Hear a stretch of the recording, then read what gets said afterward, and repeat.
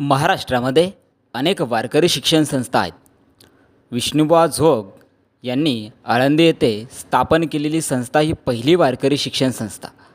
ही संस्था त्यांनी इसवी सन 1617 साली स्थापन केली होती. संस्थेची स्थापना सद्गुरू झोग महाराजांच्या कृपाआशीर्वादाने व हरिभक्त पारायण वैकुंठवासी मारुतीबुवा गुरव यांच्या प्रयत्नांनी झाली.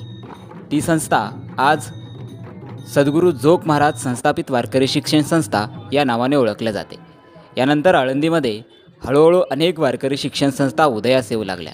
यामध्ये तेलंगणा येथील हरिभक्त पारायण हरिदास महाराज मोतेवार यांनी आळंदी येथे वारकरी शिक्षण घेऊन 2016-17मध्ये आळंदी येथे श्रीहरी वारकरी शिक्षण संस्था या नावाने संस्था चालू करून तेलंगणामध्ये आळंदी येथील वारकरी परंपरा घराघरापर्यंत रुजावी व मराठी, कन्नड, तेलुगू भाषेमध्ये वारकरी घडावा हे ध्येय